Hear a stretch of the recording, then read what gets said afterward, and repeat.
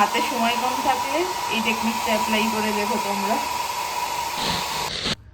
Hi everyone, welcome back to my channel and welcome to a very new vlog. আজকে আমার off day আর আমি of ডেতে generally একটু lazy থাকি, সবসময় প্রোডাক্টিভ আমি খুব একটা থাকি না সব কটা অফ ডেতে। বাট আজকে এমন একটা দিন যে দিনকে আমাকে প্রোডাক্টিভ থাকতে হবে, কারণ কি আমার অনেকগুলো কাজ করার আছে। আর তাই জন্য আমি সকাল সকাল উঠে আমার কিছু মর্নিং রিচুয়ালস আছে যেগুলো আমি মেনটেন করি, তো আমি সেগুলো করে নিয়েছি। করে নেওয়ার পর এখন আমি আমার ব্রেকফাস্টটা করবো, আর আমি আমার ব্রেকফাস্টে আজকে কী খাওয়াচ্ছি সেটাই তোমাদেরকে দেখাবো, চলো শেয়ার করি। এই হচ্ছে আমার ব্রেকফাস্ট, এটা হচ্ছে ওটস স্মুদি। হ্যাঁ, স্মুদি হলে গ্লাসে নিতে হয়, বাট আমি এটা একটু থিক বানাই যাতে আমি স্পুন দিয়ে খেতে পারি। আর এর মধ্যে আমি কিছু সিডসও দিয়েছি, সেটা হচ্ছে সানফ্লাওয়ার, পাম্পকিন আর ফ্ল্যাক্সিড, আর হচ্ছে পিনাট বাটার। আর স্মুদিটা আমি বানাই হচ্ছে একদম সিম্পল, রোল্ড ওটস নিয়ে তার মধ্যে একটু দই, কলা, ডেটস, বাস ডান, এইটুকুই, আর কিচ্ছু না। আর তার মধ্যে এই সিডসগুলো দিয়ে আমার ব্রেকফাস্ট হয়ে যাবে। তাহলে চলো ব্রেকফাস্ট আগে করে নিই, তারপর তোমাদের সাথে কথা হচ্ছে। ব্রেকফাস্ট করার পর আমি অনেকগুলো কাজ করে নিয়েছিলাম ঘরের, কিছু কিচেন ওয়ার্ক ছিল, মানে কিচেনটা মেসড আপ হয়েছিল, সেইটা ক্লিন করেছি। ঘরেরও কিছু টুকটাক কাজ ছিল, সেটাও করেছি। করার পর আমার স্নান হয়ে গেছে, স্নান করে পুজো দিয়ে খেয়ে দিয়ে এখন আমি ফ্রেশ, আমি রেডিও হয়ে গেছি, যেমন কি তোমরা দেখতে পাচ্ছ। বিকজ আমি যখন তোমাদেরকে বলেছি আমি ব্রেকফাস্ট করছি, ব্রেকফাস্ট করার পর আমি চট করে সব কাজগুলো করে নিয়েছিলাম, নিয়ে আমি ফ্রেশ হয়ে গেছি। এখন আমি একটা জায়গায় বেরোচ্ছি। অ্যাকচুয়ালি আমি যাচ্ছি হচ্ছে আমার একটা রেগুলার চেক আপ করাতে। আমি কিছু ব্লাড টেস্ট করিয়েছি, তো সেগুলোরই রিপোর্টস দেখাবো ডক্টরকে, আর কিছু চেক আপ করবো। মানে বেসিক্যালি আমার খুব হেয়ার ফল হচ্ছে, আমি সেটার জন্যই আরো যাচ্ছি একটা ডার্ম্যাটের কাছে দেখাতে, কিছু প্রবলেমস আছে কিনা, বিকজ রিপোর্টসে কিছু ছোট ছোট জিনিস এদিক ওদিক রয়েছে, তো সেটার জন্যই জাস্ট দেখাবো, দেখিয়ে কি বলে আমাকে কিছু রেকমেন্ডেশনস, ফুড হ্যানা ত্যানা যেগুলো রেকমেন্ডেশনস দেবে। তোমাদেরও যদি এরকম কেউ ফেস করো না, যে অ্যাকনে বা পিম্পল বা হেয়ার ফল এইসব related problems, don't only take home remedies but try to go for dermat, because কিছু জিনিস ডার্ম্যাটের কাছে গিয়েই আমার মনে হয় বেটার, সেটা কিওর হয় আর কি। সেই ক্ষেত্রে আমিও সেটাই করছি। আমার হেয়ার ফলটা আমার মাঝখানে অনেকটা কমে গেছিলো, বাট আমার হেয়ার ফলটা আবার হচ্ছে। ডার্মাটের কাছে যাবো আর কি, গিয়ে দেখাবো যে কি বলছে না বলছে, কিছু লাইফস্টাইল, ফুড হ্যাবিটস, কিছু যদি আরো চেঞ্জেস দরকার লাগে তো সেগুলোই করব। তো সেটা আছে। আর একটা কাজও আছে আমার, যেটার জন্য আমাকে বেরোতে হবে। এই দুটো আমি কাজ নিয়ে এখন বেরোচ্ছি, চট করে যাওয়া যাক। অলমোস্ট এখন বাজে 1:30, আমি লেট হয়ে গেছি অলরেডি, আমার যা অ্যাপয়েন্টমেন্ট ছিল তার থেকে আমি একটু লেটই হয়ে গেছি, কিন্তু যাই হোক এখন বেরোনো যাক। এখন আমার অটো এসে গেছে, তাহলে এবার বেরোচ্ছি। ওই কেস এসে গেছে, অটোতে উঠে পড়েছি, এবার চলো তাহলে যাওয়া যাক।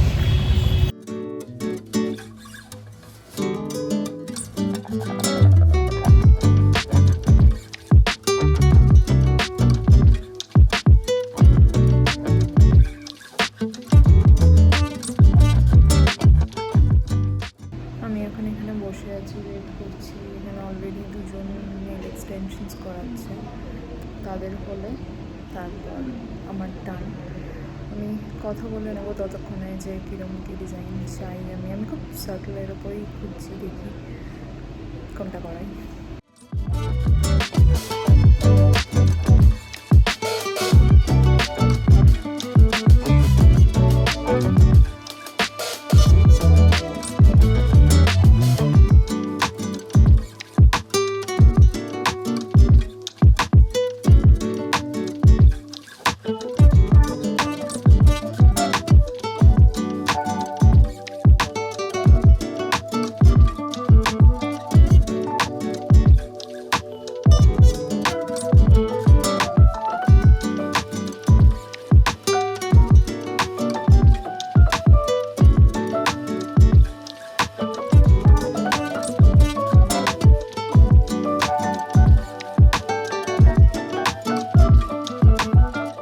আমার নেলস করা হয়ে গেছে, এই হচ্ছে আমার নেলসটা। It turn out to be so good, nude colour বা এরকম কোনো শেডসের ওপরই খুব ভালো লাগে, আমি সেটাই করেছি and I am happy. Nails করার পর আমি এখন যাচ্ছি হচ্ছে নেলসটা দেখো, সুন্দর লাগছে। তোমার কেমন লাগলো আমার নেলসটা বলো। নাও আমি যাব হচ্ছে ডাক্তারের কাছে। আমার অ্যাকচুয়ালি ডাক্তারের কাছে অ্যাপয়েন্টমেন্ট ছিল দুপুরবেলা, তখন যখন বেরিয়েছিলাম, বাট তখন ডাক্তার বেরিয়ে গেছিলো। আমার যেহেতু লেট হয়েছে, আমি বেরোনোর সময় বললাম, তাই এখন আবার আমি ডাক্তারের কাছেই যাচ্ছি। বলেছে আবার ডাক্তার বিকেলে আসবে। তোমরা হয়তো ভাবছো যে আমি ডাক্তারের কাছ থেকে ডিরেক্ট আবার এখানে, অ্যাকচুয়ালি আমি ডাক্তার দেখিয়ে তারপর ওখান থেকে বেরিয়ে আমি একটু আলোকের সাথে দেখা করেছি, বিকজ ডাক্তারের অ্যাপয়েন্টমেন্টটা যেখানে ছিল তার কাছেই হচ্ছে আলোকের অফিস ছিল। তো আমি ওর সাথে মিট করেছি, আর ওর সাথে মিট করার পর আমি বাড়িতে এসেছি। এসেই আমার যোগা ক্লাসেস ছিল, মানে আমি যোগা, জুম্বা, কার্ডিও তিনটে ক্লাসই একজন আমাকে শেখায়, অনলাইনেই আমি করি। সেই ক্লাসটা আমার ছিল, তাই আমি চটপট করে এসেই জাস্ট ড্রেসটা চেঞ্জ করে আমি স্টার্ট করে দিয়েছিলাম ক্লাসটা করা। আজকে জুম্বা করিয়েছে, তো ওই জন্য দেখতেই পাচ্ছ আমার মুখ চোখের অবস্থা, পুরো ঘেমে আমি একদম স্নান করে গেছি। বাট সত্যি খুব ফ্রেশ লাগছে, শরীরটা অনেক আরো বেশি এনার্জেটিক লাগছে। মানে সকালে কতটা এনার্জেটিক লাগে, আমার এখন আরো বেশি এনার্জেটিক লাগছে। যাই হোক, ডাক্তার কি বললো না বললো তোমাদেরকে সেগুলো আমি বলবো। আর এখন আমাকে প্রিপারেশন নিতে হবে হচ্ছে বিরিয়ানির, তার কারণ আমার অনেক দিন ধরে একটু কলকাতার বিরিয়ানির ক্রেভিং হচ্ছিল। ঘরে কেওড়া জল, গোলাপ জল সবই আছে, তাই জন্য ভাবলাম ফেরার সময় একটু চিকেন নিয়ে আসি, হালকা করে একদম বিরিয়ানি বানাবো কলকাতা স্টাইলে। এর আগে আমি একবার বানিয়েছিলাম, সেটা তাও অনেক বছর আগে, মানে লকডাউনের টাইমে কি লকডাউনের পরে পরে হয়তো বানিয়েছিলাম, ঠিক এক্স্যাক্টলি মনে পড়ছে না। মোস্ট প্রবাবলি ওই সময় হয়তো বানিয়ে থাকবো, কেন কি ওই সময় যেহেতু সব বন্ধ ছিল, কোথাও পাচ্ছিলাম না। আমি হাঁপাচ্ছি এখনো, বিকজ আমি জাস্ট করে উঠলাম, মানে 2 মিনিট হয়েছে আমি আসার পর। আর যেহেতু একটুও ভিডিওটা কিছু তোমাদেরকে বলিনি যে কখন ফিরলাম বা কিছু, তো ওই জন্য আমি ভাবলাম যে আগে তোমাদের সাথে একটু কথা বলে নিই। তো যাই হোক, আমি এখন বিরিয়ানিটা বানাবো, তার জন্য আমার কিছু রেডি হয়নি, ম্যারিনেশন না কিছু না, কেন কি আমি রিটার্ন আসার সময় চিকেনটা জাস্ট কিনে আনলাম, ওটাকেই একটুখানি ম্যারিনেট করে রাখবো কিছুক্ষণ, তারপর বানাবো। তাহলে তোমাদেরকেও আমি দেখাচ্ছি আমি কিভাবে বানাই। এটা আমার সেকেন্ড টাইম হবে বিরিয়ানি ট্রাই করার, দেখা যাক কেরম হয় টেস্ট, বলতে পারছি না, বাট আশা করছি ভালোই পারবো। একবার চেষ্টা করে দেখি, যদি ভালো হয় তাহলে সেটাও বলবো, ভালো না হলেও তোমাদেরকে বলবো।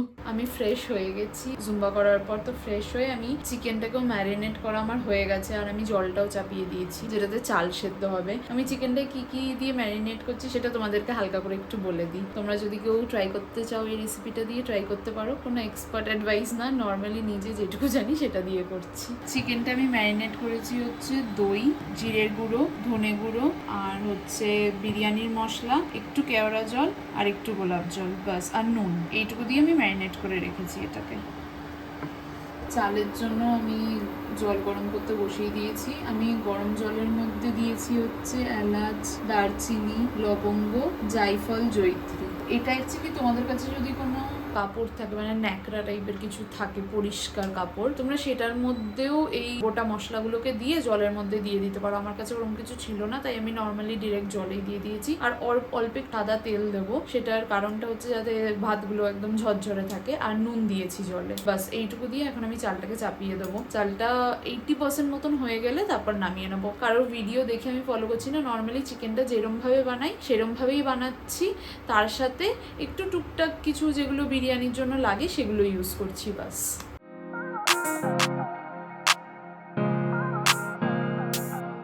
তো তেমন কি তোমরা দেখতে পেলে তেলটা দিয়ে দিলাম, আর আমি তেজপাতাটা দিতে ভুলে গেছিলাম, তেজপাতাটাও দিয়ে দিয়েছি। এখন আমি এটাকে চাপা দিয়ে রেখেছি যাতে একটু জলের মধ্যে মানে এসেন্সটা এসে যায় মশলাগুলোর, তার জন্য। আর একটু পরে দেব চালটা, যখন মানে একটু বেশ ভালো মতন ফুটে যাবে জলটা, তারপর চাল দিয়ে দেবো।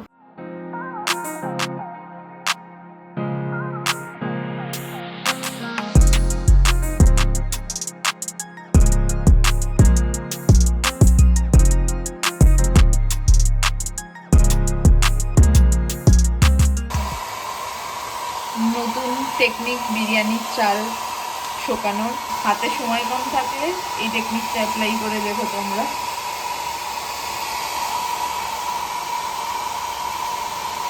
বিরিয়ানি আমাদের ফুললি রেডি, দমও কমপ্লিট হয়ে গেছে। এক্ষুনি দমটা খুললাম জাস্ট, দেখতে তো টেমটেম লাগছে, জানি না এবার খেতে কতটা ভালো হবে। খেয়ে দিয়ে তোমাদেরকে বলছি কেমন বানিয়েছি, অনেস্ট রিভিউ দেবো।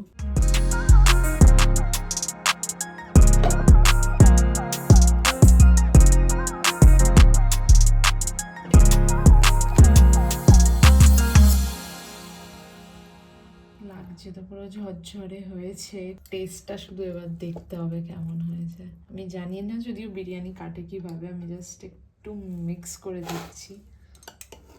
আমার এখন খাওয়া দাওয়া করা হয়ে গেছে, তোমাদেরকে যেমন কি দেখালাম বিরিয়ানিটা খেতে টেস্টি হয়েছিল। অবভিয়াসলি দোকানের মতন তো হবে না, অনেকটাই টেস্টি হয়েছিল। মানে সেকেন্ড টাইম বানাচ্ছি, ফার্স্ট টাইম যেমন মাটন বিরিয়ানি বানিয়েছিলাম, তো মাটনের একটা নিজস্ব না টেস্ট থাকে, যেটার জন্য আমার লাগে কি বিরিয়ানির টেস্টটাকে আরো এনহ্যান্স করে দেয়। কম্পারেটিভলি সেটা চিকেনের সাথে হয় না, এটা আমার পার্সোনাল ফিল হলো। তোমাদের যদি এরকম মনে হয় তাহলে আমাকে বলো, যদি কিছু ইমপ্রুভমেন্ট তোমরা এমন কিছু ট্রিক্স অ্যাড করো যেটার জন্য হয়তো চিকেন বিরিয়ানিটাও অতটাই টেস্টি হয় মাটনের মতন, তো সেটাও আমাকে জানিও। তো খেতে ওভারঅল বেশ ভালো ছিল, একদম লাইট ছিল, বেশি হেভি না, অত বেশি অনেক ঘি যে দিয়েছিলাম এসেন্স আসছিল, কিন্তু আবার প্রচন্ড তেল তেলে একদম হয়ে যায়নি, একদম একটা ভালো ফ্লেভারফুল ছিল বিরিয়ানিটা। আর প্রচন্ড ঝাল হয়ে গেছিল, মেবি হয়তো আমি গ্রেভিটার একটু বেশি ঝাল দিয়ে দিয়েছিলাম। আরেকটা জিনিসও যেটা আমার লেগেছে যে ওটা একটুখানি হয়তো আমি হোমমেড করলে বেটার হতো, সেটা হচ্ছে বিরিয়ানির মশলাটা। তো বিরিয়ানির মশলাটা কলকাতা থেকে কিনে আনা, প্যাকেটের যে শাহি বিরিয়ানি মশলা পাওয়া যায় ওই মশলাটা। বাট আমি লাস্ট টাইম যখন বিরিয়ানি বানিয়েছিলাম তখন আমি হোমমেড বিরিয়ানির মশলা বানিয়ে তারপর বিরিয়ানিটা বানিয়েছিলাম। তো আমার এটাও একটা বড় ডিফারেন্স লাগলো যে হোমমেড বানালে মশলাটা অনেক বেশি বেটার টেস্ট হয়। তোমরা যারা ট্রাই করবে বিরিয়ানি বানাতে, যদি ফার্স্ট টাইম বানাও বা যদি বানিয়েও থাকো, তোমরা ইউজ করো কিনা জানি না, বাট যদি তোমরা এই মশলাটা ইউজ করে থাকো তাহলে আমি বলবো একবার হোমমেড মশলাটা তোমরা ইউজ করে দেখতে পারো। তোমাদের যদি কোনো ভিডিও রেফারেন্স লাগে তোমরা ইউটিউব থেকে চেক করে নিতে পারো, অনেক হোমমেড কলকাতা স্টাইল মশলাটা দিয়ে দেয় বিরিয়ানির, তো সেটাই তোমরা ট্রাই করতে পারো। এটাই বলা যাচ্ছিল আমার বিরিয়ানি নিয়ে। এবার আমি আসছি হচ্ছে তোমাদেরকে বিরিয়ানি যখন আমি খুলছিলাম তখন তোমাদেরকে দুটো জিনিস দেখেছি। এক, খোলার সময় একটা জিনিস হয়তো তোমরা নোটিস করেছো, আর একটা হচ্ছে বিরিয়ানির যে চালটা ছিল ওটাকে শুকানোর জন্য আমি ড্রায়ার ইউজ করেছি। তো এটা হচ্ছে একটা জোগাড়ু যেটা লাগিয়েছে, এটা আমার বুদ্ধি না, এটা আলোকের বুদ্ধি ছিল, যে বিরিয়ানিটা যে চালটা এটা আমাদের তাড়াতাড়ি শুকাতে হবে, আর পাখার তলায় রাখলে তো অত তাড়াতাড়ি ড্রাই হবে না, টাইম লাগবে। তো ও বললো ড্রায়ার দিয়ে ড্রাই করো, তাহলে দেখবে তাড়াতাড়ি শুকিয়ে গেছে। আর বেশ আইডিয়াটা সত্যিই খুব ভালো, তোমরাও এই ট্রিক্সটা অ্যাপ্লাই করে দেখতে পারো, ফটাফট কাজ হয়ে গেছে। আর একটা যেটা, আমাদের কাছে আটা মাখা ছিল না, তো যথারীতি আমরা পুরো সাইডটাকে আটা দিয়ে ওরম ভাবে লাগাতে পারিনি, তার জন্য আমরা কি করেছি, যে দুটো জায়গা শুধু ফাঁকা ছিল বাকি পুরোটাই এয়ার টাইটই ছিল ওটার, বাট যে দুটো জায়গা আর কি স্টিমটা বেরিয়ে যাওয়ার চান্স ছিল বিরিয়ানিতে, এই জায়গাটাতে আমরা দিয়ে দিয়েছিলাম হচ্ছে কটনটা নিয়ে ওই জায়গাটা গুঁজে দিয়েছিলাম যাতে স্টিমটা বেরিয়ে না যায়। এইটা আবার আমার জোগাড়ু বুদ্ধি ছিল। তোমাদের যদি এরকম ছোটখাটো অ্যাপ্লাই করতে লাগে তো করে দেখো, খারাপ ছিল না, বিকজ কটনটা অ্যাপ্লাই করাতেও দেখলাম স্টিমটা বেরোয়নি, কোনো এসেন্স তো কোনো বেরিয়ে যাচ্ছিল না। কি টাইপের জোগাড়ু এরকম কাজবাজ করো সেগুলোও জানিও। এবার আসছি আমার হেয়ার ট্রিটমেন্টের ব্যাপারটায়। আমি যে গেছিলাম, বেসিক্যালি আমার হেয়ার ফল কম বেশি সবারই হয়, হেয়ার ফলটা কম বেশি আশা করি সব মানুষেরই হয়, সেটা ছেলে হোক আর মেয়ে হোক। বাট লাস্ট 1.5 month ধরে না আমার হেয়ার লসটা একটু বেশি হয়েছিল। এমন হচ্ছিল যে আমি দাঁড়িয়ে রয়েছি, কি চুল আশ্রাচ্ছিও না, চুলে হাতও দিচ্ছি না, বসে আছি দাঁড়িয়েছি, আমার চুল এরকম ঝরে ঝরে পড়ছে। আমি সেই জিনিসটা একটু ভয় পেয়ে গেছিলাম যে কিসের জন্য হচ্ছে, সেটার জন্য আমি কিছু টেস্ট করিয়েছিলাম যেখানে আমার টুকটাক কিছু জিনিস কম বেশি ছিল। তো সেই ক্ষেত্রে কি হয়েছিল, আমি ভাবলাম যে একটা ডার্ম্যাট কনসাল্ট করে নিই, সেই কারণেই আমি গেছিলাম। দেখে তো কিছু জিনিস কম রয়েছে, সেগুলোর জন্য মেডিসিনস দিয়েইছে, আমাকে আরো কিছু টেস্ট করতেও দিয়েছে। আর সেটার সাথে যেটা আমাকে বললো মেন যেটা হচ্ছে, অ্যাকচুয়ালি আমার এই জায়গাটা না মাঝখানে শীতের যে জায়গাটা, ওই জায়গাটা আমার আস্তে আস্তে থিন হয়ে যাচ্ছে। ওইটা যেটা বললো ওটা FEHL বলে, যেটা ফিমেল প্যাটার্ন হেয়ার লস বলে ওটাকে। ওটাতে নাকি তোমার যে হেয়ার ফলিকলগুলো আছে, ফলিকলগুলো ঠিক থাকে ইনিশিয়ালি আমাদের, ওইটা নাকি গ্র্যাজুয়ালি আস্তে আস্তে থিন হতে শুরু করে, এইটাকেই বলা হয় হচ্ছে FPHL। এই জিনিসটাকেই আমার ওই জিনিসটা দেখা গেছে। সেই ক্ষেত্রে যেটা ডাক্তার বলেছে যে আমাকে PRP করাতে হবে। PRPর জন্য আমাকে যে এস্টিমেটটা দিয়েছে ইটস আ হিউজ অ্যামাউন্ট, যেটা আমার পক্ষে একদমই পসিবল না এই মুহূর্তে ওই অ্যামাউন্টটা দিয়ে আমার PRP করানো। তো PRPর প্রসেসটা কি তোমাদের বলে রাখি, PRP থেরাপিটা হচ্ছে তোমাদের স্ক্যাল্প থেকে ব্লাড নেওয়া হবে, ব্লাড নিয়ে তারপর ওদের কিছু প্রসিজার্স আছে, স্টেরিলাইজ করা, ওটার মধ্যে আরো প্রোটিন অ্যাড করা, দিয়ে ওই ব্লাডটাকে